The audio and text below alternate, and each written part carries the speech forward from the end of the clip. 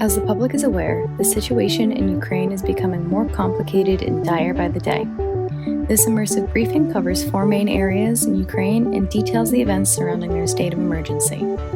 First, we will look into Kyiv in the north, the seaports in the south, focusing on areas such as Odessa, Kherson, and Crimea, in the east, Mariupol and Kharkiv, and in the west with Lviv and the border of Poland. In the north by Kyiv, we are seeing Ukrainian forces successfully push Russian troops back to Kharkiv in the east. Despite the stalled ground military efforts, there still is a fear of Russian airstrikes, so there still is an imposed curfew from 11 p.m. to 5 a.m. in the city. Life in Kyiv has sought to regain normalcy as shops and embassies are beginning to open back up.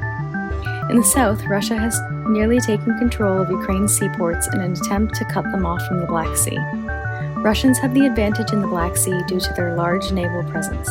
Therefore, they can effectively cut off and surround the Ukrainians who are fighting against Russian forces throughout the rest of Ukraine. Russians thus far possess control over a large part of Ukrainian sea access, including the peninsula of Crimea. Additionally, Russian forces have advanced far inland from Crimea and have territorial control over the area, beside the city of Odessa and its outskirts. A Russian flagship has been sunk in the Black Sea by 2 Ukrainian missiles. Russia claims that a fire on board instead caused the ship to sink. In the east, there is heavy shelling of civilian areas in the seaport city of Mariupol. Throughout this war, there have been issues with the ability to create humanitarian corridors, as Russia will not agree to ceasefire, making it dangerous to get citizens out of the area without being harmed.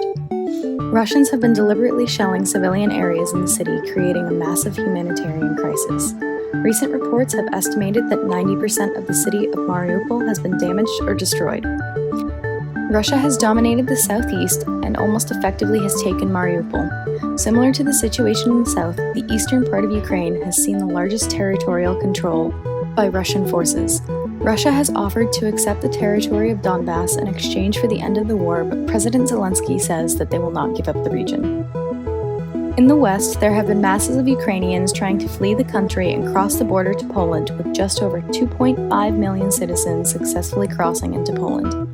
Military aid has been provided to Ukraine through Polish borders as Russia tries to advance towards the west. Russians continue trying to shell Lviv in the west, getting progressively closer to the border of NATO country Poland. Currently, there are no confirmed Russian ground military forces in Lviv.